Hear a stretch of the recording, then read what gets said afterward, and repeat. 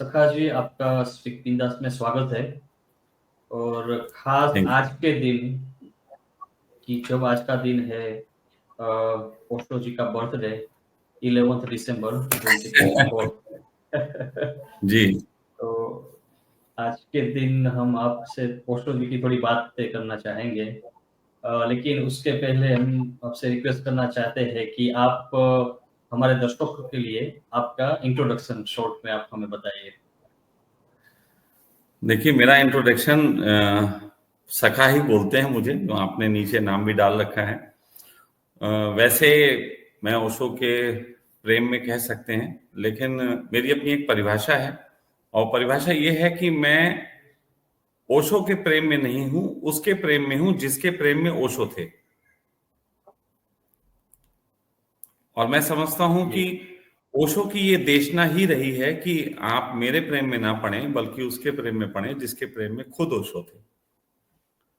क्योंकि इस जी। जगत में एकमात्र प्रेमिका है परमात्मा, जिसे सब प्रेम कर सकते हैं, और जेलिसी वाला कोई सवाल नहीं होना चाहिए। तो मेरा परिचय ये है कि मैं एक ओशो का सन्यासी भी आप कह सकते हैं, लेकिन उसके अतिरिक्त मैं थोड़ा सा क्रांतिकारी सन्यासी हूं, जैसे ओशो स्वभाव से थे, जो रूढ़िवादी या गली सड़ी व्यवस्था होती थी उसका विरोध करने वाला। तो मेरा परिचय सिर्फ एक विद्रोही के रूप में आप देख सकते हैं, और एक मित्र के रूप में देख सकते हैं। ना आप मुझे एक सन्यासी के रूप में देखें, ना ही आप मुझे एक संत के रूप में देखें। मैं एक सखा हूं, मित्रवत हूं, और मैं सखा ही होना चाहता हूं। यही मेरा परिचय है। और उसके अलावा एक परिचय ये भी है कि मैं एक ऐसी चिकित्सा पद्धति पे काम करता हूं जिसमें किसी भी तरीके की दवाई नहीं दी जाती, किसी भी तरीके का ऑपरेशन नहीं होता, किसी भी तरीके का डाइट चार्ट नहीं है, कोई भी योग नहीं कराता हूं, कोई भी ध्यान नहीं कराता हूं, लेकिन लोगों को ठीक करता हूं। एक ऐसी चिकित्सा पद्धति पे काम कर रहा हूं। इसके लिए हमारा सखा वेलनेस है, जो कि सहारनपुर में है। वहां पे लोग आते हैं, आज के दिन भी आए हुए हैं, और विशेष रूप से कुछ लोग ओशो का बर्थडे मनाने भी आए हुए हैं। तो ये सब है। अब इसको परिचय मान लीजिए या जिज्ञासा मान जी। लीजिए, बस जो कुछ है वो यही है। तो हम शुरुआत इसी प्रश्न से करते हैं कि आप ओशो के मैसेज के साथ इतने सालों से जुड़े हुए हैं, तो आपको क्या लगता है कि ओशो का मुख्य संदेश क्या था? ओशो का मुख्य संदेश जो है वो मोक्ष था। ओशो का अगर आप बात कहें तो जी। मुख्य संदेश मोक्ष था, लेकिन वो जिस तरीके के विधियों की बात कर रहे थे, तो वहां पे बहुत सारे लोगों को कंफ्यूजन क्रिएट होता है कि वो मोक्ष की बात कर रहे थे कि यह जीवन की बात कर रहे थे, आनंद की बात कर रहे थे। लेकिन सच बात तो यह है, जिस प्रकार आप भोजन करने जब जाते हैं तो निश्चित ही आपके पेट में एक दर्द होता है, भूख होती है, भोजन करने जाते हैं, लेकिन उस भोजन की तरफ आपका पूरा आकर्षण जो है वो इसलिए होता है क्योंकि आप भूखे होते हैं। तो जैसे ही आपका पेट भरता है, आप थाली छोड़ देते हैं, और उसके बाद ना भोजन की याद होती है, ना थाली की जरूरत होती है। तो ओशो की देशना कुछ इसी प्रकार की थी कि जब तक आप फुलफिल नहीं कर लेते हैं अपनी चीजों को, तब तक आप उससे मुक्त नहीं हो सकते, कहीं ना कहीं उसकी याद बनी रहेगी। तो जितने भी प्रकार के विचार हो, इंसान ने जितने प्रकार की सोच बना ली हो, चाहे वो ध्यान की ही क्यों ना हो, जब तक आप उसको करके 100% देखेंगे नहीं, आप उसके पार नहीं जा सकते। तो ओशो की जो देशना थी वो कहीं ना कहीं जीवन को 100% जीने की देशना थी, लेकिन वो जीने की देशना नहीं थी, देशना मोक्ष की थी, जीना उसका माध्यम था, जहां तक मैं ओशो को समझा हूं। और मैं फिर आपसे एक चीज निवेदन करके कहूंगा कि यहाँ पे मैं अपने दृष्टिकोण को रख रहा हूं आपके सामने, जो ओशो के प्रति है, मेरे प्रति है। लेकिन मेरी कोई ऐसी आकांक्षा नहीं है कि मेरी ही बात को सत्य माना जाए। हर व्यक्ति को इस राह पे स्वयं चलना होगा और अपनी शोध खुद करनी पड़ेगी। बिल्कुल। वो तो ओशो भी कहते थे कि भाई आप मुझे मत पकड़ना, मेरे मैसेज को पकड़ना। जी। तो मैं ओशो बस की मैं वही। जी। मैं ओशो की सबसे कीमती बात, जिसके माध्यम से मैं स्वयं ओशो से जुड़ा था, वो थी कि don't miss me and don't follow me. Right. बिल्कुल। Don't miss me, the sense था मेरा कि मैं उनको जानूं समझूं और उसके बाद मैं पकड़ ना लूं किसी तरीके का, ये भी गौर करने की बात थी। मोस्ट ऑफ लोग आधा पकड़ पाते हैं, मैंने देखा है कि वो उनको मिस नहीं करते, लेकिन छोड़ भी नहीं पाते। बिल्कुल। आपने इंटरव्यू की शुरुआत में बताया कि आपने परमात्मा की बात की। जी। तो कहा जाता है कि परमात्मा जो है वो सर्वव्यापी है। बिल्कुल।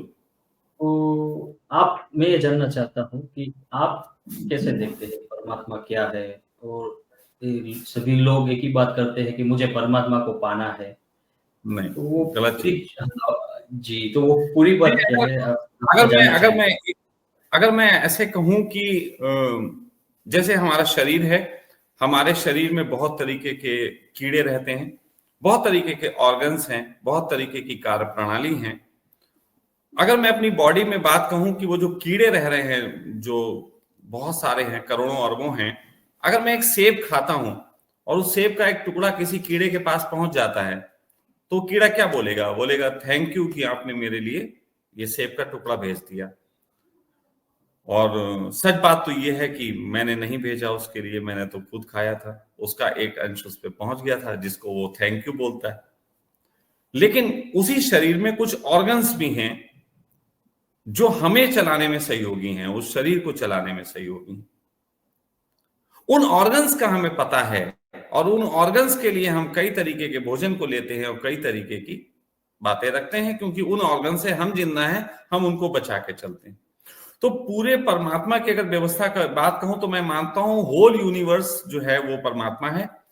हम सब उसके अंदर कीड़े मकोड़ों के रूप में भी हैं और उनमें से ही कुछ लोग होते हैं जो यूनिवर्स को चलाने में सहयोग करते हैं। उनपे ही परमात्मा की दृष्टि होती है और उस दृष्टि के कारण वो थोड़े से ज्यादा जिम्मेदार दिखाई देते हैं। तो मेरे लिए परमात्मा कोई अलग से नहीं बैठा है, हम सब उसके पेट के अंदर हैं। अगर पूरी बात कही जाए तो हम सब उसके अंदर हैं और एक ऐसी अद्भुत व्यवस्था है ये कि जिसमें हम लगता है कि हम अलग हैं, परमात्मा अलग है और हमें उसको पा लेना है। और इस फिलॉसफी का मैं विरोधी हूं, क्योंकि मुझे लगता है कि मोक्ष जैसा शब्द भी 99.99% लोग, जो मैंने अपनी जिंदगी के 27 सालों के अनुभव में किया है, वो ये कि 99.99% लोग दुख के कारण मोक्ष मांगते हैं। वो दुखी हैं, वो दुखी हैं परमात्मा की बनाई व्यवस्था से, वो दुखी हैं परमात्मा के बनाए जगत से, वो दुखी हैं परमात्मा के बनाए रिश्ते नातों से जो भी उन्होंने बना लिए हैं। तो कुल मिला के वो उससे दुखी हैं और उस प्ले को सही से खेल नहीं पा रहे, जिसके कारण वो परमात्मा का ही जगत छोड़ देना चाहते हैं। जबकि परमात्मा के जगत को छोड़ने का कोई उपाय नहीं है, ऐसा सभी धर्म ग्रंथ कहते हैं। क्योंकि देखिए, नर्क भी उसका, स्वर्ग भी उसका, पृथ्वी भी उसकी, शरीर भी उसका, कहीं यूनिवर्स में कहते हैं कण कण उसका है, तो जाओगे कहां? मोक्ष पाके जाना कहां है? हमें तो राज कपूर की बात ज्यादा अच्छी लगती है कि जीना यहां, मरना यहां, इसके सिवा जाना कहां। यही कहानियां चलती रहनी है, यही हमें रहना है। मोक्ष की बात ही गलत है। मैं मोक्ष से, अगर व्यक्तिगत रूप से कहूं, मैं मोक्ष से कभी राजी नहीं होता। निश्चित ही मैं एक सन्यासी हूं, लेकिन मोक्ष से राजी नहीं हूं। मैं कर्म से राजी हूं और मैं चाहता हूं कि मेरे सामने जो भी चीजें आए, चाहे वो मेरा परिवार हो, चाहे वो मेरा समाज हो, चाहे वो मेरी अपनी जरूरतें हो, चाहे वो मेरी अपनी इच्छाएं हो, मैं उनकी पूर्ति के लिए 100% प्रयास करूं। वही मेरा कर्म होना चाहिए। जी, ये आपने मतलब बहुत बड़ी बात की कि मोक्ष सभी उसके पीछे है, एनलाइटनमेंट, मोक्ष पाना है। देखिए, ये मैंने कहा ना, ये दुखियों के आविष्कार हैं। अगर मैं बिल्कुल। अपनी मैं अपनी फिलॉसफी सिर्फ बता सकता हूं आपको। मैंने फिर कहा, जैसे मैं अपना कहने के लिए बैठा हूं, तो मैं जी। अपनी फिलॉसफी के तहत कहूंगा कि अगर मुझसे परमात्मा पूछे कि तुम्हें संसार में जो तुम कर रहे हो दूसरों के लिए अच्छा या जो भी, मैं बहुत कुछ इस तरीके के काम करता हूं जो लोगों को समाज सेवा लग सकती है या लग सकता है कि जगत कल्याण के लिए कर रहा है, तो मैं असल में बात कहूं तो मैं जगत कल्याण के लिए नहीं कर रहा। मेरी फिलॉसफी कहती है और मेरा अनुभव है इसका, वो ये है कि हम जन्म लेते हैं बार बार। जो मेरे अनुभव में है, जन्म लेना मेरे अनुभव में है, मुझे मालूम है पिछले जन्म की स्मृति का, मुझे इस जन्म का पता है, तो मैं ये कह सकता हूं कि जन्म लेते हैं, लेकिन मोक्ष मेरी स्मृति भी नहीं है। मोक्ष की केवल कहानियां हैं, किस्से हैं, और जिस प्रकार हर व्यक्ति मरने के बाद स्वर्गवासी हो जाता है, तो फिर जब स्वर्गवासी ही हो जाता है तो क्या मोक्ष की बात करना। दूसरी चीज ये, मैं इस संसार को बेहतर बना के जाना चाहता हूं, ताकि जब मैं अगली बार यहां आऊं तो थोड़ा मुझे बेहतर मिले। मेरी फिलॉसफी ये कहती है कि हमें संसार को बेहतर बनाना है और बेहतर बनाना है, क्योंकि हमें बार बार यहीं आना है। और ये मेरे तो सत्य अनुभव हैं, ये मेरी फिलॉसफी नहीं है, मेरे अनुभव हैं। नहीं, उसी के बारे में थोड़ा जानना चाहेंगे। आपने अभी आपके पूर्वजन्म के बारे में आपने बात की, तो मैं ओवरऑल ये जानना चाहता हूँ कि आपका निजी अनुभव इस यात्रा में क्या रहा कि जहाँ से आपको कुछ अलग लगा, फिर आपने अपने आप को देखिए जाना या पूर्वजन्म को जाना, देखिए मैंने क्या हुआ? जाना, हुँ, मैं हुँ, आपको बताऊं, दो तरीके के मार्गों की बात कही गई है धर्म जगत में। आप कहीं भी जाएं, दो तरीके के मार्गों की बात मेन आती है। वो ये है कि धर्म के राह पे साधना करते करते या तो व्यक्ति को आउट ऑफ बॉडी एक्सपीरियंस होते हैं, और बहुत से लोगों को जो है अपने पूर्व जन्म के अनुभव होते हैं। बुद्ध के बारे में भी यही बात है कि उन्हें पूर्व जन्म के बहुत अनुभव थे, और हुँ, बहुत सारी चीजें बुद्ध ने कही हैं। तो सच बात तो यह है कि जैसे ही हमें पता लगता है कि पिछला जन्म हुआ है, ये जन्म होता है, तो सब एक खेल नजर आने लगता है। और अगर आउट ऑफ बॉडी एक्सपीरियंस वास्तव में हो जाए, तब भी सब खेल नजर आने लगता है। और जब सब कुछ खेल ही है, तो इसको बढ़िया ढंग से खेला जा सकता है। तो मेरे अनुभव के तहत ये कोई प्रयास से घटित नहीं होता। ज्यादातर लोग इसके लिए प्रयास कर रहे हैं। लोग, अभी मैं बोल रहा हूं कि आउट ऑफ, मतलब मुझे आउट ऑफ बॉडी की बात कहूं या कुछ भी, तो लोग कहेंगे इसकी विधि बता दो। विधि नहीं है। विधि है शांत होने की। विधि सिर्फ इतनी है कि तुम चित्त को शांत कर सको, मैक्सिमम तुम्हें शांत कर सको, इसके अलावा कोई विधि नहीं है। और जब तुम शांत कर लेते हो, तो तुम्हारे अंदर चेतना किस प्रकार से अनुभव को गहरा सकती है, उसके अनुरूप तुम्हें नेचर जो है वो चीजें प्रोवाइड करता है। देखिए, जगत में कर्म के फल होते हैं, और धर्म जगत में आपकी जो परीक्षा होती है, उसको, उसके संबंध में आपको जो है परमात्मा कोई गिफ्ट देता है, कोई रत्न प्रदान करता है, कोई चीज देता है। तो धर्म जगत के जो हैं कमाइयां अलग ढंग की हैं, और आपके जो जगत में कमाइयां हैं उसके ढंग थोड़े अलग हैं। लेकिन हम क्योंकि जगत से ही आते हैं, मोस्ट ऑफ लोग, वो यहां धर्म जगत में भी वही वही प्रयास करते हैं। उन्हें लगता है जिस तरीके से ज्यादा कार्य करके ज्यादा धन कमाया जा सकता है, उसी तरीके से ज्यादा ध्यान करके जल्दी से मोक्ष कमाया जा सकता है। और ये फिलॉसफी जो है वो कहीं ना कहीं एक द्वंद्व खड़ा कर देती है, और वो द्वंद्व इंसान का खुद से होता है।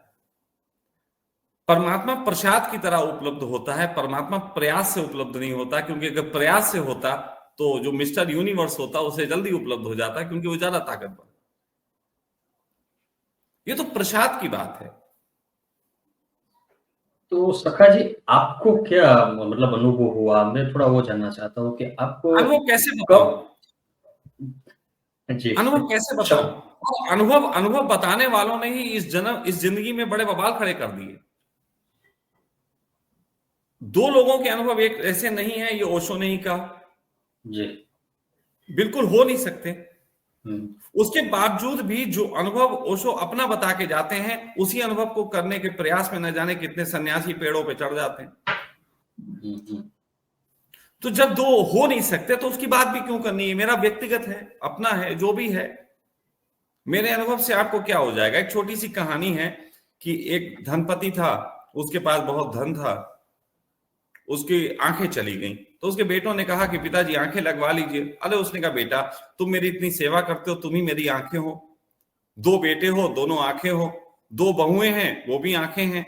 इतनी सारी आंखें हैं, पोते पोतियां भी मेरी उंगली पकड़ के मुझे चला देते हैं, तो मैं क्या करूंगा? आग मेरे लिए काफी है। फिर एक दिन जो था, घर में आग लग गई, सब निकल के भाग गए। और तब वो कह रहा था कि आंख अपनी ही काम आती।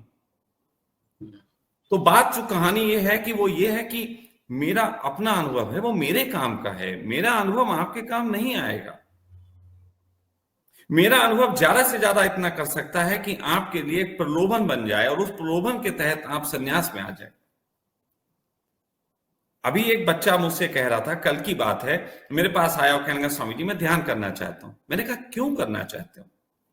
बोले बुद्ध ने किया। तो मैंने कहा बेटा बुद्ध वाले जो दर्द हैं वो तुम्हारे हैं क्या? जो बुद्ध को पीड़ा थी, जो बुद्ध को तकलीफ थी, क्या तुम्हें है? बोले नहीं। तो मैंने कहा अगर तुम्हें वो दर्द ही नहीं है तो तुम दवाई क्यों ले रहे हो? जिस दवाई से बुद्ध ठीक हुए वो बुद्ध की बीमारी का कारण था, अब वही दवाई हम भी खा लें, ये तो बात अच्छी नहीं है। सबसे पहले तो आपको वो कारण जानना चाहिए, आप करना क्यों चाहते हो। बोले नहीं इससे मोक्ष मिलता है। मैंने कहा आपको मालूम है कि मोक्ष के बाद क्या मिलता है? भाई अभी कोई भी आदमी निकलता है कि मुझे मोक्ष चाहिए, मैं कहता हूं कौन सा वाला चाहिए, चलो अब बता दो, एक कम से कम एग्जाम्पल दे दो। तो वो एग्जाम्पल देंगे कि हमें बुद्ध वाला चाहिए। तो मैं कहता हूं घर त्याग सकते हो? बोले जी नहीं। फिर बुद्ध वाला लेके क्या करोगे? जीसस वाला चाहिए, सूली चढ़ सकते हो? नहीं। तो जीसस वाला लेके क्या करोगे? ओशो वाला चाहिए, रोल्स रॉयल चाहिए, चलो कर लो, लेकिन dogs live in white house कहने की हिम्मत है? छोड़ो dogs live in white house, अपने शहर के जाके मंत्री को गाली दे के दिखाओ, पंडित की चुटिया काट के दिखाओ, उफनती नदी में कूद के दिखाओ। बोले ये तो नहीं हो सकता। तो क्यों चाहिए? तुम्हें अपनी सामर्थ्य पहचाननी है। बाजार में एक छोटा सा कपड़ा भी खरीदने जाते हो तो अपने शरीर की नाप का खरीदते हो। तो पहले तो अपनी सामर्थ्य देखो, फिर क्या पाने चले हो उसको देखो, फिर उसमें क्या क्या तुम पेट कर सकते हो उसको देखो, फिर उससे जो मिले प्रसाद की तरह उसको ग्रहण करो। थोड़ा सा कड़वा सा लग रहा होगा कि ये एकदम बिल्कुल सख्त बात है, लेकिन मैं आपसे कहूं पूरा जगत माया है। ऐसा धर्म कहते हैं कि जगत माया है, लेकिन मैं आपसे कहता हूं कि काव्य माया नहीं है क्या? क्या काव्य माया नहीं है? मैं आपसे कहूं कि एक स्वर्ग में आपको अप्सराएं मिलेंगी, क्या ये माया नहीं है? ये काव्य नहीं है? लेकिन अगर सांख्य की बात करो तो मैं कहूंगा कुछ भी नहीं मिलेगा, लेकिन सांख्य सत्य है और लोगों को काव्य चाहिए। आप मेरा इंटरव्यू लेने बैठे हैं, ओशो सन्यासियों की जिस तरीके की मस्ती की बातें हो सकता है वो करें, मैं बिल्कुल वो भी कर सकता हूं, लेकिन मैं फिर वो उसमें आपको वो नहीं दे पाऊंगा जो वास्तविक है। नहीं, कोई जजमेंट नहीं है, कुछ चाहिए नहीं, बस ऐसे ही हम अभी इस मोमेंट में यही है। अच्छा। यस। और आपने कहा ना जो प्रसाद है, तो जो आ रहा है वो प्रसाद है, फिर मैं यस अपने यस। हिसाब अब अगर अपने ये हिसाब चीज से है तो कुछ बढ़िया। नहीं, वही है, कोई एजेंडा नहीं है, कोई गोल बिल्कुल, नहीं है। यही यही और होना चाहिए। खास तो ये भी पूछना था, आपने अभी थोड़ी देर पहले कहा कि आप जो कराते हैं वो ध्यान नहीं है, कोई वेलनेस सेंटर जो आपका है, वहाँ जी, पे जो वो मेरा जो कार्य, वो ट्रेडिशनल मेरा कार्य है। वो जो ट्रेडिशनल है वो आप नहीं कराते, आपने ऐसा कहा। नहीं ट्रेडिशनल नहीं, असल में क्या है, तो क्या कराते जैसे हैं? जी।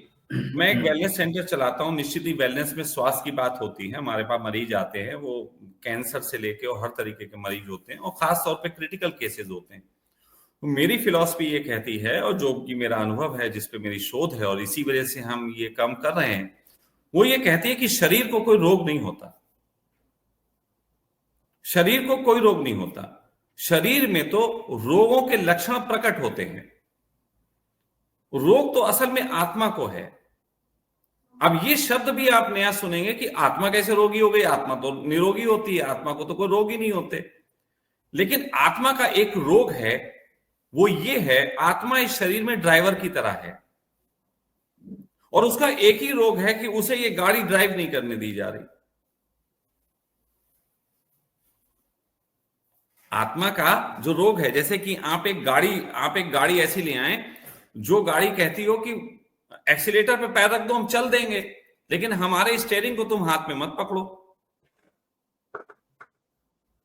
तो ड्राइवर का रोग ये है, वो कह रहा है स्टीयरिंग नहीं पकड़ने दे रहे हैं, जिसकी वजह से ये एक्सीडेंट हो रहे हैं इससे।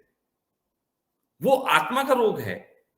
दुनिया में सभी लोग जो हैं वो अपने शरीर को जो है अंदर की आवाज सुन के नहीं चला रहे हैं, बल्कि बाहर की आवाज सुन के चला रहे हैं, इसीलिए बीमार हैं। तो हम लोग जो इलाज करते हैं वो ड्राइवर सीट पे फिर से कॉन्शियस को बैठालने का एक तरीका है, वो मेरा अपना ढंग है, उस पर कभी विस्तार से अलग से बात करेंगे, पूरा बताऊंगा कि क्या है।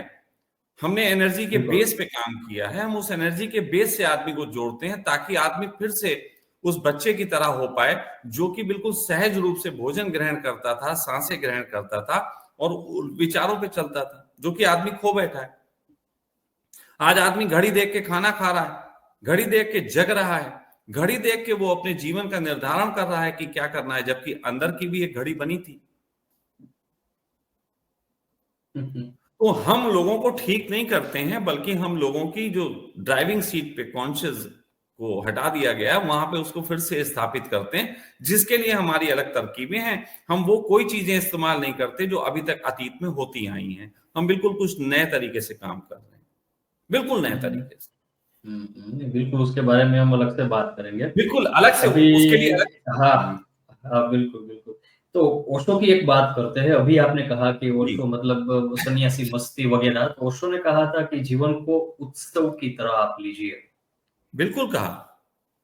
ठीक है, तो इसके बारे में आप कुछ आपका क्या मैं निजी देखिए, अनुभव विचार है? देखिए मेरा मेरा ये कहना है कि ओशो परफेक्ट, बिल्कुल जो बात कह रहे थे परफेक्ट थी उनकी, उनकी किसी बात पे मैं नहीं कहूंगा कि गलत थी, लेकिन उसको जो ग्राहक हैं उनकी, जो लेने वाले हैं, उनमें गलतियां हो गई। जैसे कि ओशो ने कहा नाचो, तो उन्होंने जब नाच की बात नहीं की, उन्होंने नृत्य की बात कही। नृत्य आत्मसात करते हुए नृत्य की बात है, अपने को आत्मसात करते हुए, लेकिन नृत्य इतना गहरा होना चाहिए कि तुम धूप और छांव के बगैर भी नाच सको, तुम किसी व्यवस्था के बगैर नाच सको, तुम बिना किसी आयोजन के नाच सको, और यहां तक संभव हो तो तुम अपने परिजनों की मृत्यु पे नाच सको। ओशो नृत्य को इतने गहरे ले जाने की बात कर रहे हैं, तो मैं ये पूछ रहा हूं, क्या वो नृत्य इतना गहरा लोग हो रहा है, कर रहे हैं? अगर वो नहीं कर रहे हैं तो फिर वो रिजल्ट नहीं आएंगे जो ओशो चाहते थे। हम ओशो को प्रेम करते हैं निश्चित ही, लेकिन हम ऐसा प्रेम करते हैं ओशो को जिसमें हम चुन लेते हैं कि हमें कितना लेना है, पूरा समर्पण नहीं है। मैं ये कह सकता हूं कि ओशो की देशना ने हिंदुस्तान के साथ पूरा एक एक अजीब सी स्थिति कर दी कि हिंदुस्तान के पास एक, कहते हैं कि हिंदुस्तान के लोगों के पास या ओशो को पढ़ने वालों के पास पहले एक मारुति कार थी, उसके बाद उन्होंने ओशो को पढ़ा, अब उनकी मारुति में मर्सिडीज का इंजन लग गया। मर्सिडीज, और जब बॉडी पे काम नहीं हुआ, अब वो मर्सिडीज के इंजन पे अगर पूरे तरीके से एक्सीलेटर दे दो तो यहां तो दरवाजे निकल जाएंगे। ओशो कहते हैं सत्य बोलो, अपने घर में सत्य बोलो, परिवार में सत्य बोलो। और मैं कितने लोगों को बोलता हूं, आप मुझे बताइए, खुद आप जानते होंगे कितने लोग हैं जो अपने परिवार को जाके बता रहे हैं कि वो किसी से प्रेम करते हैं, कि किसी स्त्री के लिए उनके अंदर ये भाव आते हैं, या फिर कोई स्त्री कहां बताती है कि अब मुझे कोई परपुरुष अच्छा लगने लगा। कहां चल रहा है ये? तो हौसला नहीं है। मैं जो कार की बात कर रहा हूं, वो बॉडी, वो जो साहस की बात कर रहा हूं, वो साहस नहीं है। ज्ञान के, बुद्धि की तरफ पे सब है, जितना मैं बोल रहा हूं इतना कोई भी बोल सकता है। ओशो के किसी सन्यासी को बैठा लीजिए जिसने 2 साल भी किताबें पढ़ ली हो, वो इससे ज्यादा बोल जाएगा, मुझसे भी ज्यादा। मैं तो किताबें भी नहीं पढ़ी, मैं ओशो की कोई किताबें नहीं पढ़ता। अच्छा, तो आप कैसे ओशो के संपर्क में कैसे मैंने आए थे? मैंने मैंने 2 चीजें ओशो की देखी। मैं शुरू में थोड़ी 5-10 किताबें पढ़ी थी, जब जुड़ा था तो लोग कहते थे पढ़ लो, मैं भी पढ़ लेता था। मैं 2 चीजें देखी, लगभग हर किताब का सार सच्चाई है। सच बोलो। और मैंने समझा है कि सत्य के रास्ते पे सत्य बोलने से बेहतर कोई भी तरीका नहीं हो सकता सत्य को जानने का। आप अपने रिश्तों में सत्य बोल के देखिए, आपको बिल्कुल फिल्टर हो जाएगा कितने आपके अपने हैं, कितने नहीं हैं। मुक्ति का सबसे अच्छा मार्ग है सत्य बोलो, और ये कड़वा ही होगा। सत्य की चाशनी कड़वी है, क्या करें? नहीं, आप जैसे बता रहे हैं तो आप अपने जीवन में मतलब उस सत्य को बिल्कुल, उतारा है। बिल्कुल। तो मेरे जीवन आपको में जो क्या सत्य है बिल्कुल कड़वा है। तो आपको क्या अनुभव होते हैं? क्योंकि वो प्रैक्टिकल मेरे बात है, मेरे आप किसी के मेरे मेरे जीवन का एक ही अनुभव है कि जिस समय आप सत्य जीना शुरू करते हैं, बोलना शुरू करते हैं, आपके दोस्त, आपके मित्र, आपके परिवार, आपकी व्यवस्था, आपका कारोबार, आपकी हर चीज बर्बाद हो जानी। लेकिन दूसरा अनुभव भी है, और वो ये है कि अगर इसी सत्य को आप लगातार जीते रहते हैं, हर परिस्थिति में जीते रहते हैं, जैसे कि हरिश्चंद्र के जीवन में हुआ, तो एक दिन आपको सब कुछ मिलता है लौट के, और बहुत बड़ी मात्रा में मिलता है। वो भी हुआ मेरे साथ। सत्य बोलने का वो भी मुझे अनुभव है कि एक आदमी मेरे पास नहीं बचा, पेड़ों के पत्ते खा के जीना पड़ा। एक रिश्ता नहीं था, एक नातेदार नहीं था, एक भी मित्र नहीं था, कोई मेरे साथ नहीं था। वो वहां स्थिति पहुंच गई, लेकिन सत्य बोले बगैर मैं रहा भी नहीं, मैं करता रहा। और फाइनली वो भी स्थिति है कि आज मेरी बेटियां हैं, और आज मेरे दामाद हैं, और आज मेरे जो हैं मेरे गर्लफ्रेंड्स भी हैं, और सब लोग बैठ के बातें करते हैं, और सब पूरा खुला जीवन है। और ये आप मेरी फेसबुक प्रोफाइल पे और मेरे जो भी चैनल है, अगर आप उस पर डालें, नीचे लिंक डाल दीजिए, तो लोगों को सब कुछ बिल्कुल। मिल जाएगा कि मेरी जिंदगी में क्या घटता है। नहीं, ये नहीं, मैंने बिल्कुल वो जिया है, ये मैंने जिया है। मैं जो बात कह मतलब रहा हूं अनुभव से बोलूंगा। दूसरा, मैंने कहा ना, मुझे मोक्ष का अनुभव नहीं है कि मरने के बाद कुछ नहीं होता, जब मरूंगा तब देख लूंगा। लेकिन लोगों को बताने के लिए अगर आ सकूंगा तो फिर तो मरा कहां, फिर तो दोबारा आ गया। और नहीं आ सका तो फिर कैसा मोक्ष होता, उसके दर्शन कैसे दे सकूंगा। तो इसलिए मैं मोक्ष की बात नहीं करता, मैं ओशो की सत्य की बात बात। आती है। जी, जी। तो ओशो की जी, बात आती है तो और 3 चीज़ें की बात आती है, शायद वो सत्य में आ जाती है, आप बताइएगा। ध्यान, प्रेम और स्वतंत्रता। बिल्कुल। दो, ध्यान, प्रेम, स्वतंत्रता की वही तीनों चीजें हैं। देखो, आप ध्यान में लोग उतर रहे हैं, ध्यान में कौन से ध्यान में उतर रहे हैं? ध्यान का मतलब 1 घंटे का अभ्यास। ओशो ने इसलिए कहा था कि आप अतीन्द्रिय अनुभव को उपलब्ध हो सकें, अतीन्द्रिय अनुभव। अब अतीन्द्रिय अनुभव की जगह आप देखो, आप, मैं तो कहता हूं मेरी बात जो सन्यासी सुन रहे हो जितने, वो गौर करें कि वो ध्यान करके बाहर निकलते हैं, मात्र 10 मिनट बाद दोबारा मोबाइल उनके हाथ में होता है। 10 मिनट भी नहीं लगते उससे पहले ही। तो ध्यान भी उनके वो लाभ नहीं दे पाएगा। अब मैं अपनी बात कहूं ध्यान की, तो मैंने जो ध्यान किया था, या मैं ओशो की बात कर लेता हूं। मैं 2 क्वेश्चन ऐसे करता हूं जो ओशो के सन्यासी थोड़ा मुझसे नाराज हो सकते हैं, लेकिन फिर भी मैं करता हूं। ओशो से 2 क्वेश्चन किसी ने नहीं किए कि भगवान, आप जब ध्यान करते थे म्यूजिक सिस्टम कौन चलाता था? एक क्वेश्चन। दूसरा क्वेश्चन, क्या आपने डायनेमिक किया? और दोनों क्वेश्चनों का आंसर होगा ओशो ने नहीं किया। दोनों क्वेश्चनों का आंसर है कि ओशो ने ध्यान म्यूजिक सिस्टम पे नहीं किया। लेकिन ओशो का हर सन्यासी म्यूजिक सिस्टम पे ध्यान कर रहा है, और ओशो ने खुद भी डायनेमिक नहीं किया, और ओशो का हर सन्यासी डायनेमिक कर रहा है। तो ये ध्यान के संबंध में बात हो गई। दूसरी, प्रेम के संबंध में ओशो किस प्रेम की बात कर रहे थे? ओशो क्या इस प्रेम की बात कर रहे थे कि आप शिविरों में लड़कियां तकने जाइए? या इस प्रेम की बात कर रहे थे कि अगर तुम्हारा किसी से प्रेम हो जाए तो उसको स्वीकार करो? प्रेम तो वो उसकी बात कर रहे थे कि जिसमें प्रेम खुशबू की तरह फैलता है। अब यहां पे लोग हैं जिनके अफेयर हैं, लेकिन आपसे आके कहते होंगे मेरा अफेयर है, किसी को बताइएगा नहीं। तो ये अफेयर है कि प्राइवेसी है? फिर वो प्रेम की जो बात कर रहे थे, वो जो मैत्री की बात कर रहे थे, वो तो समष्टि के प्रति प्रेम की बात कर रहे थे। अब यहां हालत यह है कि सबका प्रेम पर्सनल पर्सनल है। यहां ओशो का सन्यासी दूसरे सन्यासी से प्रेम नहीं कर रहा। और तीसरी, आपने जो बात कही कि वो स्वतंत्रता, स्वतंत्रता किस चीज की? आप विचारों से स्वतंत्र हैं, आप शब्दों से स्वतंत्र हैं, आप समाज से स्वतंत्र। कहां स्वतंत्र? स्वतंत्रता व्यक्ति का निजी स्वभाव होता है, जिसके लिए उसे सत्य की यात्रा करनी पड़ती है। आप स्वतंत्रता को जानते नहीं, मांगने चल देते हैं। आज एक लड़का एक लड़की के प्रेम में कहता है हमें स्वतंत्रता चाहिए, हम आपकी जिम्मेदारी नहीं उठाएंगे। ये कौन सी स्वतंत्रता है? जिम्मेदारी ना उठाने वाली स्वतंत्रता।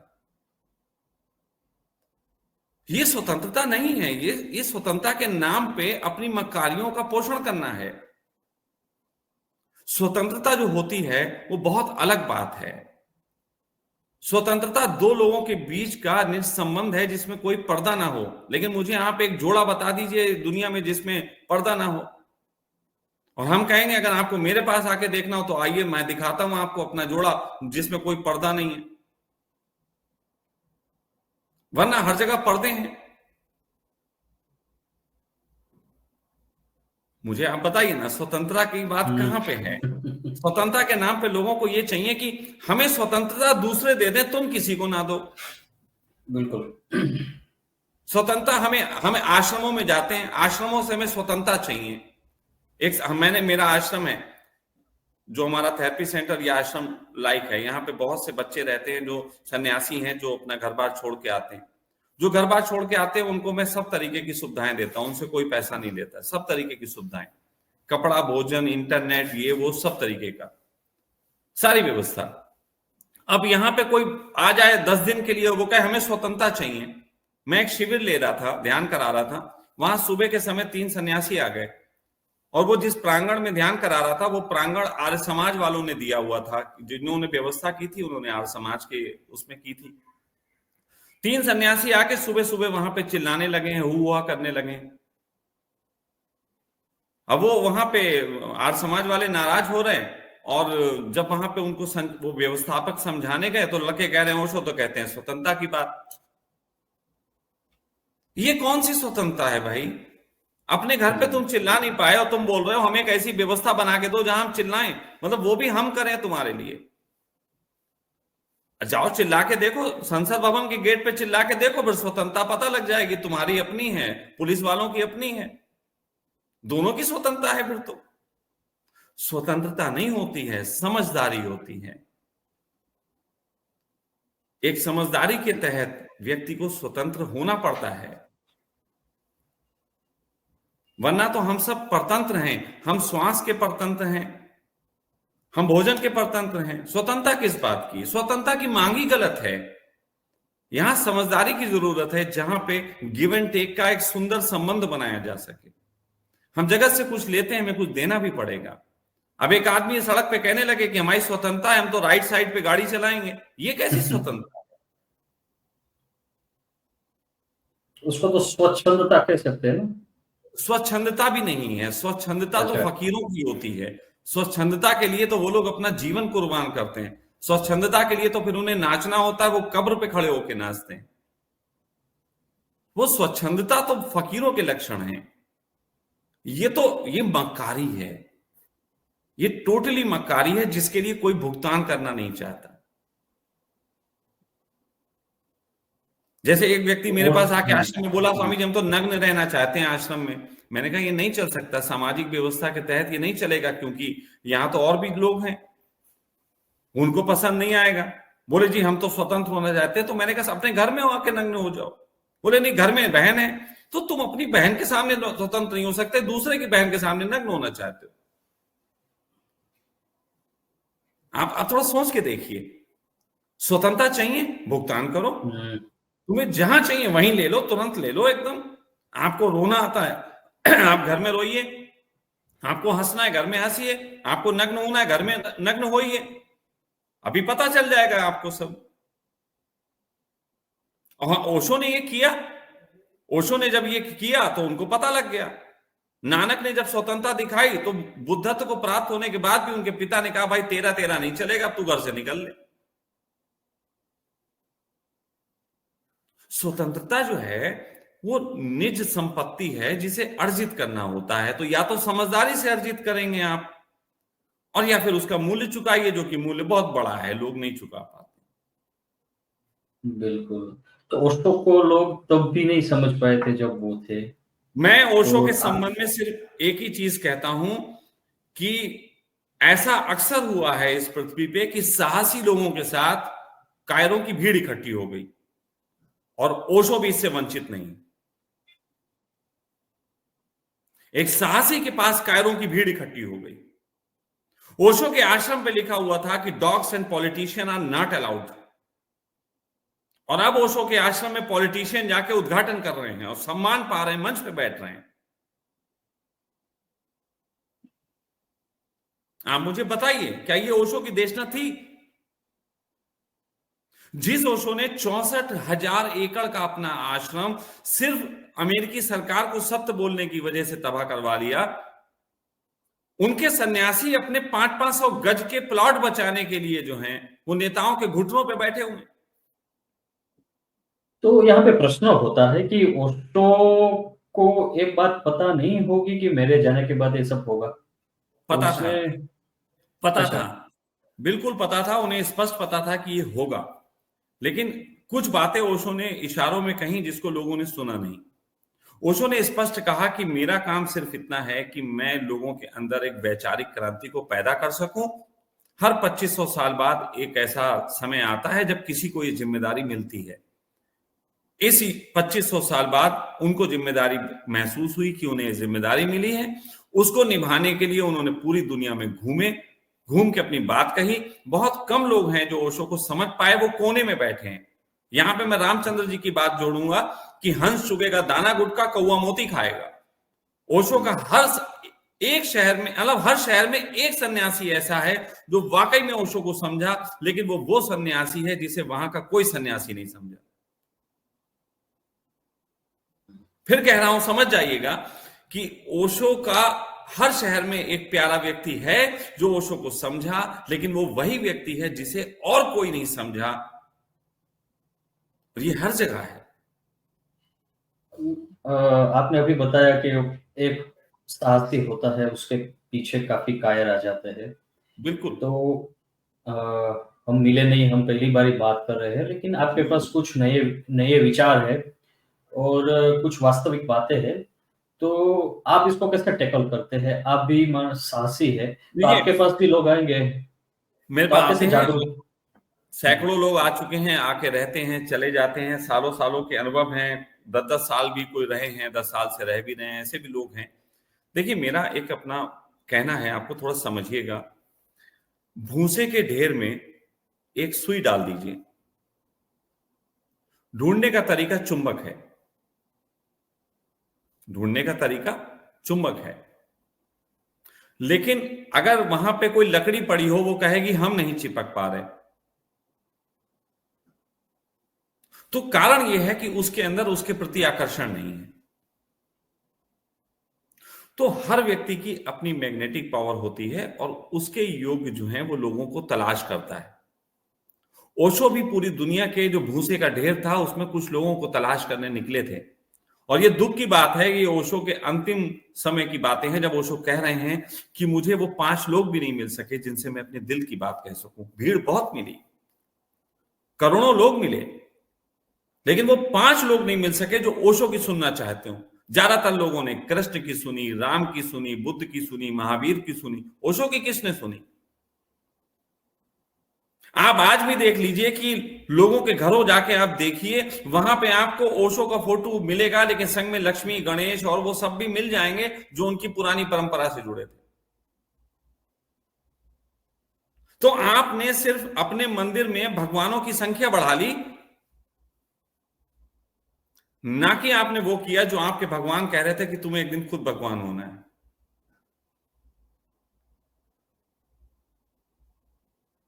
जो बात मैं कह रहा हूं उसको समझें। मैंने जब आपसे शुरुआत में कहा कि मैं ओशो के प्रेम में नहीं हूं, मैं उसके प्रेम में हूं जिसके प्रेम में ओशो थे। अब ये बात कितनी कड़वी लगती है कि यार एक आदमी के घमंडी है, ये अहंकारी है, ये क्यों ऐसा कह रहा है। लेकिन मैं कह रहा हूं, मैं किसके प्रेम में पड़ूं? क्या एक दाढ़ी वाले व्यक्ति के प्रेम में पड़ जाऊं जो कि एक टोपी लगाता था और उसके लिए जूता लात करूं? आज 11 दिसंबर की एक बात है और मैंने अपनी पोस्ट में भी लिखा है कि आज 11 दिसंबर को बहुत से लोग एक ऐसे व्यक्ति का जन्मदिन मनाएंगे जिसने कहा था कि ना वो पैदा हुआ ना वो मरा। बिल्कुल, सभी कहते हैं। और सभी लोग जन्मदिन मनाएंगे, लेकिन अगर अभी उसी व्यक्ति जिसने ये कहा था उसके फोटो पे आप पैर रख दें तो यही लोग आपको हत्या कर देंगे। कड़वी बात है मेरी, सोच के देखिएगा। ओशो ने खुद अपने जाते जाते लिखवा दिया था, नेवर बॉर्न नेवर डाई। इसका मतलब ये था, वो इरेजर मार गए थे कि अब मेरे बाद मेरी कहानी नहीं होनी चाहिए, अब अपने ढंग की नई कहानी होनी चाहिए। मैं तुम्हें आंख दे रहा हूं, मैं तुम्हें विचार नहीं दे रहा। तुम विचारों का अनुसरण मत करना, तुम अपनी आंख का अनुसरण करना। कल और आएंगे नगमों की खिलती कलियां चुनने वाले, मुझसे बेहतर कहने वाले, तुमसे बेहतर सुनने वाले। लेकिन ओशो का सन्यासी तो इस बात पे घमंड करता कि दूसरा आ ही नहीं सकता। अब दूसरा जब आ ही नहीं सकता तो तुम ध्यान क्यों कर रहे हो? अगर दूसरा एनलाइटेड हो ही नहीं सकता है तो तुम ध्यान क्यों कर रहे हो? और अगर कोई हो गया है तो उसको कौन से तुम किस किस पैरामीटर से मैच करोगे कि उसकी दाढ़ी ओशो जितनी है कि नहीं है, टोपी वैसी लगाता है कि नहीं लगाता है, क्या वैसे हाथ रख के बैठता है कि नहीं बैठता है, किससे मैच करोगे? मैं एक बार मंच पे बैठते वक्त बोल रहा था, मेरे सामने मक्खी आ गई, मैंने ऐसे करके कर दिया तो एक व्यक्ति खड़ा हो गया, बोले ओशो तो जो मक्खी आती थी तो हल्के से हटाते थे, आपने इतनी जोर से हटा दी, अब बताओ ये भी कोई बात है? मैंने तो यही जवाब दिया, मैंने कहा वो बूढ़े हो गए थे, उनका हाथ जोर से चलता नहीं था, मैं अभी जवान हूं, मेरा हाथ जोर से चल रहा है। बिल्कुल। तो ओशो जब थे तब भी कंट्रोवर्शियल थे, उस पे विवाद सत्य होते थे और आज भी। सत्य जी। कंट्रोवर्शियल है, ओशो नहीं है, कोई भी नहीं है, मैं भी नहीं हूं, सत्य कंट्रोवर्शियल है। अगर मैं अभी आपसे मीठी मीठी बात कर लूं, बहुत अच्छी बात है, लेकिन जैसे ही सत्य बोलूंगा कंट्रोवर्सी हो जाएगी। क्योंकि सत्य जो है वो सामने वाले को ऐसा एहसास कराता है कि उसने जो अभी तक जाना है वो व्यर्थ है। और कोई भी आदमी ये मानना नहीं चाहता कि उसके जो अनुभव हैं, उसका जो रास्ता है वो गलत रास्ता है। लोगों को आप माता रानी के दरबार में जा रहे हैं और वो उन्हें लगता है कि बस अब 15 मिनट की दूरी पे रह गया और आप जाके बोल रहे हो भैया रास्ता गलत है, तो नाराज हो जाएंगे। जबकि वो 15 मिनट के नाम पे 15 साल तक उसी रास्ते पे चलते रहेंगे। मतलब लोगों को और कंफर्मेशन चाहिए। यस, नहीं अफर्मेशन कंफर्मेशन, चाहिए। ना ना ना ना, वो जो कर रहे हैं उसी का कंफर्मेशन चाहिए।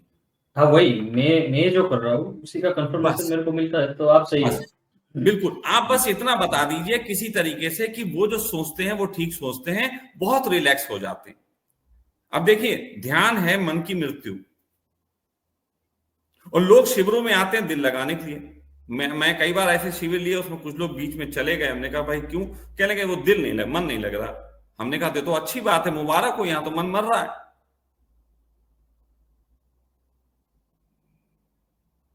मुझे ना कि मन को मारने का काम है, आप बताओ 3 दिन मेरे पास आ जाओ, मैं 3 दिन में आपका मन मार के फेंक दूं। तो उसका तरीका सिर्फ यही होगा कि जो आप सोच के आए हो वो बिल्कुल नहीं होगा। लेकिन उस रास्ते पे जाना किसे? उस रास्ते की तो बातें हैं।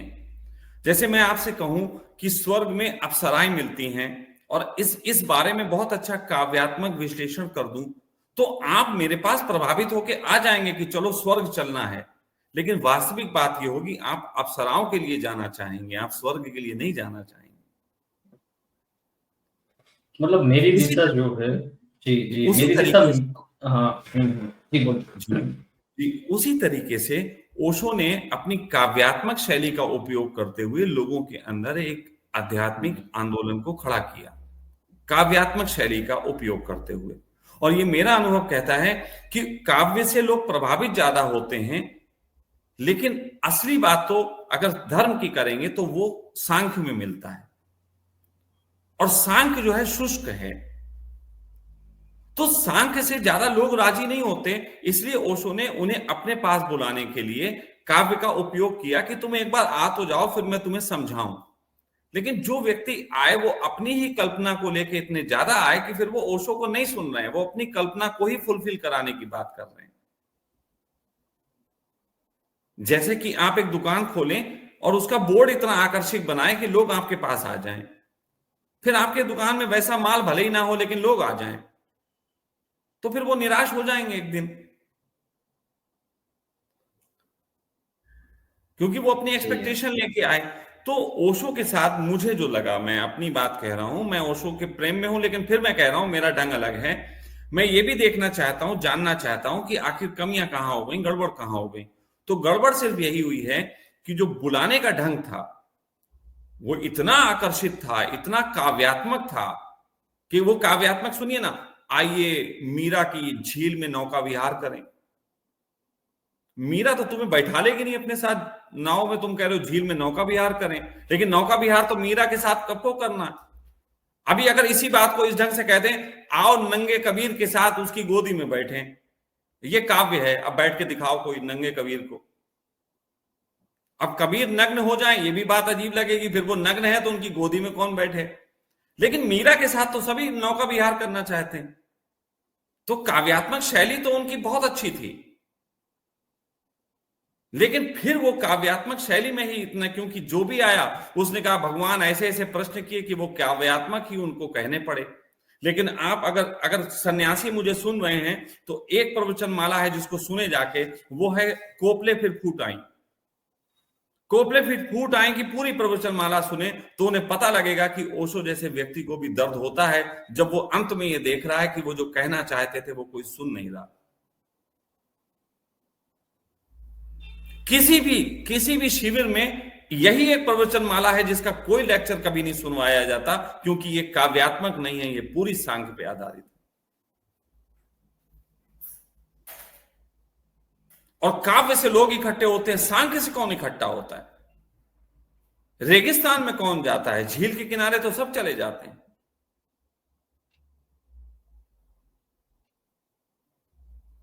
लेकिन धर्म रेगिस्तान है, झील नहीं है। धर्म तुम्हें नितांत अकेला कर देता है, और उसको करने का सबसे अच्छा ढंग है सत्य बोलो। मंसूर को कितने कम समय में ही फांसी लग गई, सिर्फ इसीलिए कि सत्य बोले। सुकरात को जहर का प्याला पीना पड़ा कम समय में, क्योंकि सत्य बोले। जीसस सत्य बोले, इसलिए सूली लगी। और ये तीनों के पास चांस भी था, जैसे सुकरात को उसके फॉलोअर्स ने कहा था कि व्यवस्था हो गई है, रात को निकल जाए। जीसस को भी कहा था कि आप ये जो बोल रहे हो वो ना बोले तो आपको नहीं देंगे। अनल हक की बात जो है उसमें भी उसके गुरु ने कहा था एक मत बोलो, बाकी सब बोलो। बिल्कुल बिल्कुल कहा, लेकिन वो उन्होंने क्यों नहीं चुना? आप ये सोचिए। इसका मतलब था कि उन्हें पता लग गया था कि जिसको ये चुनने को कह रहे हैं वो व्यर्थ है। ये दुनिया अगर मिल भी जाए तो क्या है? ये झूठे रिश्ते नातों की दुनिया, ये झूठा समाज, ये झूठे दोस्त यार, ये मिल भी जाए तो क्या है? क्यों लेना है इनको? मैं अपनी बात बताता हूं। मुझसे मेरे मित्र ने किसी बार कहा था कि तुम इतना सख्त क्यों बोलते हो, तुम इतना एकदम शुद्ध क्यों बोलते हो? तो मैंने कहा तुम इतना काव्यात्मक क्यों बोलते हो? तो उसने जवाब दिया था कि मैं चाहता हूं कि जब मैं मरूं तो 4 लोग मुझे कंधे देने वाले हों। तो मैंने कहा था कि मैं ये चाहता हूं कि जब मैं मरूं तब मेरे पास 4 ऐसे लोग हों जो कहें लाश को भी गोदी में रहने दो, जलाने मत ले जाओ। मैंने कहा तुम्हारी खोज अलग है, मेरी खोज अलग है। और 4 आदमी की बात रही, वो तो तुम्हें कोई भी मिल जाएगा। जिस समय शरीर बदबू देता है तो 4 आदमी तो कोई भी मिल जाएंगे जो तुम्हें जलाने कहेंगे, जलाओ यार बदबू मार रहा। लेकिन अगर बदबू के साथ भी कोई रखने को तैयार हो जाए, ऐसे 4 लोग भी अगर मुझे मिल जाएं तो मैं मरना नहीं चाहूंगा। नहीं, ये बात भी थोड़ी ऐसी शरीर के साथ सीमित नहीं हो गई जो आप कह रहे हैं। मैं मतलब समझना चाहता हूँ आप जो कह रहे हैं उसके पीछे क्या मतलब रहस्य है? देखिए उसके पीछे ये है, 4 ऐसे लोग कब मिलेंगे आपको? 4 ऐसे लोग तब मिलेंगे जब वो आपको स्वीकार करते हो, जब वो आपको किसी कारण से ना स्वीकार करते हो। मेरी पत्नी से एक बार मैंने पूछा था कि तू मेरे साथ सोती है क्यों? उसने कहा आप मेरे पति हैं। मैंने कहा वो तो कोई और भी हो सकता था। मेरे साथ सोने का कारण अगर ये है कि आप पति हो तो फिर मुझे अपने पे शक होता है। फिर मुझे ऐसा होता है कि मुझे किसी पोस्ट की वजह से चाहा गया है। What is my identity? ये रियल क्वेश्चन तो यही है ना। ओशो क्या कह रहे हैं? व्हाट इज, आप कौन हो? हु एम आई? जब वो कह रहे हैं हु एम आई, तो मैं ये हु एम आई तो खोज रहा हूं। हु एम आई? आप मुझे इंटरव्यू ले रहे हैं, क्यों ले रहे हैं? आप इसलिए ले रहे हैं कि मैं ओशो सन्यासी हूं। अगर इसलिए ले रहे हैं तो मुझे वो इंटरव्यू में पसंद नहीं है, क्योंकि आप एक पोस्ट का इंटरव्यू ले रहे हैं और फिर उस पोस्ट के लिए मुझे बहुत ढोंग करने पड़ेंगे, क्योंकि आपके इंटरव्यू का सम्मान करना पड़ेगा और फिर वो सब करना पड़ेगा। और वहीं पे एक ऐसे झूठे समाज की रचना होती चली जाएगी जहां एक के बाद एक के बाद एक के बाद हम सिर्फ अपनी पोस्ट का सम्मान करने के लिए जगत को झूठा बनाते जा रहे हैं। जबकि इसके विपरीत पोस्ट का सम्मान ना हो, व्यक्ति का सम्मान हो, तो शायद 10-20 साल लगे। इस दुनिया में थोड़ा उपद्रव तो खड़ा होगा, लेकिन बहुत अच्छी दुनिया हो सकती है। क्योंकि विपरीत चलना पड़ेगा। मैं समाज का सम्मान नहीं कर पाता, उसका रीजन नहीं है कि समाज का सम्मान नहीं है। समाज का सम्मान इसलिए नहीं है कि समाज जिन आधारों पे खड़ा है वो आधार नहीं दिखाई देते। समाज खड़ा हुआ है कि वहां एक पिता होता है, उस पिता की परिभाषा लिखी है समाज ने, क्या वैसे पिता होते हैं? समाज ने एक पत्नी की परिभाषा लिखी है, क्या वैसी पत्नियां होती हैं? क्या वैसे पति होते हैं? क्या वैसे पुत्र होते हैं? क्या वैसे शिष्य होते हैं? क्या वैसे गुरु होते हैं? क्या वैसे प्रधानमंत्री होते हैं? क्या वैसे डीएम होते हैं? क्या वैसे एसपी होते हैं? क्या वैसे हमारा पड़ोसी होता है? जिन परिभाषाओं के आधार पर यह समाज खड़ा है वहां तो कोई दिखाई नहीं देता। तो मैं क्या करूं? मैं तो सत्य के मार्ग के लिए निकला ना। मैं तो ओशो के पास या किसी के पास भी जब शुरुआत मैंने की है ओशो के पास, तो मैं तो सत्य के लिए आया और सत्य वो दिखाई नहीं दे रहा है। तो मैं अपना संकल्प छोड़ दूं सत्य के लिए आया, लेकिन या फिर मैं जो एक माला पहना दी गई सत्य के रास्ते पे, अब उस माला को सम्मान करने के लिए मैं सब झूठ बोलने पड़ेंगे।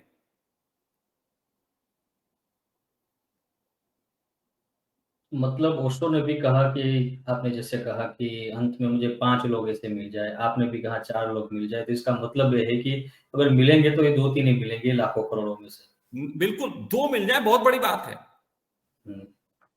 लेकिन लेकिन एक बात मैं फिर कहता हूं कि नहीं मिलेंगे ऐसा भी नहीं है। नहीं मिलेंगे मैं ये भी नहीं कह रहा, क्योंकि ये कह देना भी गलत है, क्योंकि ये मेरे अनुभव में भी आया नहीं कि नहीं मिलेंगे। अभी तक मैं कह सकता हूं कि कुछ लोग मिले हैं जिनसे उम्मीदें जगती हैं कि हाँ ऐसा रास्ता हो सकता है, लेकिन वहां पे मेरी परीक्षा होती कि उन लोगों के साथ मैं कितना सच्चा व्यवहार करता हूं। अब वो सच्चे व्यवहारों में अगर उनका मन राजी होगा तो निश्चित ही वो मन के तहत चल रहे हैं, अगर उनका मन मरने के बाद वो सच्चे व्यवहार से राजी हो पाते हैं तो निश्चित ही वो यात्रा कर रहे हैं, वो मेरे अपने होंगे। तो इसकी तलाश तो मैं करूंगा अभी, क्योंकि मृत्यु नहीं आई है। लेकिन अगर राइट नाउ में मर जाऊं तो मैं कह सकता हूं कि मुझे 2-4 मिल गए हैं ऐसे। लेकिन मैं ये कहूं कि अभी मैं जीवित हूं और अभी मैं अगर 10-20 साल जी सकता हूं तो 10-20 साल में भी उनकी परीक्षा हो जाएगी, क्या वो बचे नहीं बचे। एक शब्द चलता है आजकल सोलमेट, एक शब्द चलता है आजकल जी। बहुत मार्केट में फैल रहा है लड़के लड़कियों में, सोलमेट। तो मैं ये कहता हूं सोलमेट वही हो सकता है जो आत्मा की तरह आपका साथ निभाता है। जैसे आपकी आत्मा है, वो आपके साथ तब तक है जब तक आप हो, और वो जब तक है तब तक आपके झूठ के लिए भी आपके साथ है, आपके सत्य के लिए भी आपके साथ है, हर स्थिति में आपके साथ है, आपकी मक्कारी के साथ भी आपके साथ है, हर चीज में आपके साथ है। तो सोलमेट आपका वही होगा जो सिर्फ आपके लिए होगा और आपकी हर स्थिति में आपके साथ होगा, जो सुख में आपके साथ है, जो दुख में आपके साथ है, जो गरीबी में आपके साथ है, जो मौत में आपके साथ हर वक्त आपके साथ है। तो सोलमेट वही होगा जो आपके साथ ऐसा व्यवहार करेगा जैसा आपकी आत्मा करती है। वो आपके अंदर से कुछ भी नहीं मांग करती, वो सिर्फ आपके साथ खड़ी होती है, जैसे सीता राम के साथ खड़ी थी। हमारी अभी तक जितनी भी बातचीत हुई, हमने काफ़ी शब्द इस्तेमाल किए, प्रेम, स्वतंत्रता, करुणा, सोलमेट अभी आपने बताया। तो कहीं न कहीं ऐसा लगता है कि जो पूरा झमेला है या मिसअंडरस्टैंडिंग है, जो भी इसको कहें, वो भी शब्द है। तो ये पूरा झमेला शब्द के कारण है, ऐसा लगता है। देखिए, तो बिल्कुल, देखिए, आप जी, आपका क्या कहना है कि शब्द क्या है? शब्द भ्रम देखिए, में भी ले जा सकता है कि शब्द भ्रम भी करवाता है? देखिए, मेरा अपना ये मानना है कि हमने जब शब्दों का इजाद किया तो निश्चित मनुष्य जाति में शब्दों का इजाद तब हुआ जब संवाद की जरूरत पड़ी, जब उन्हें लगा कि संवाद करना है। और पृथ्वी पे इतनी अलग अलग जगह अलग अलग तरीके के शब्द खड़े हो गए थे कि जब लोगों ने दुनिया घूमनी शुरू की तो उन्होंने कहा इन शब्दों के हमें कुछ अर्थ रखने पड़ेंगे, अगर वो हम अर्थ नहीं रखेंगे तो फिर अनर्थ हो जाएगा, तो फिर शब्दों के अर्थ रखे गए। अब अर्थ भी अपने तरीके से सबने समझे तो उन्होंने अपने मतलब के तरीके से इस्तेमाल कर लिए। मैं बहुत दिन से एक और विषय पे काम कर रहा हूं और वो है ज्योतिष।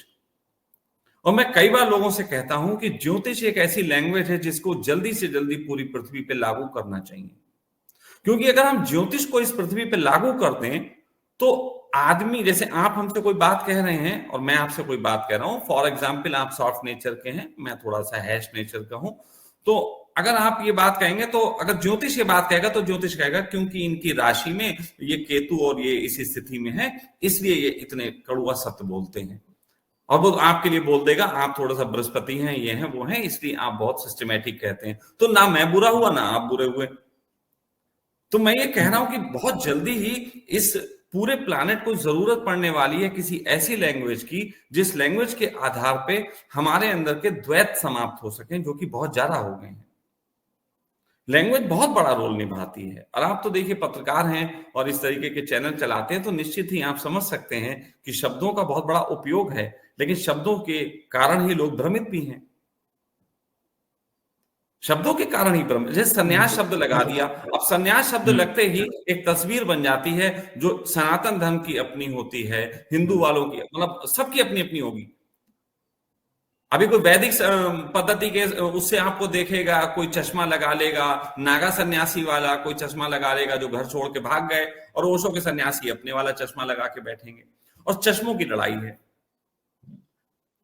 इसीलिए आप ओशो को देखिए, ओशो ने जब शुरू में कहा कि मैं आचार्य रजनीश लगाया, लोगों ने कहा आप कैसे आचार्य, आपका आचरण सही नहीं है। बहुत दिनों तक यही बवाल चलता रहा। फिर ओशो ने उससे आगे बढ़े, लोगों ने कहा भगवान लगा लो। फिर जब भगवान लगाया, उन्होंने कहा आप कैसे भगवान, भगवान तो ऐसा नहीं करते, भगवान ऐसा नहीं करते।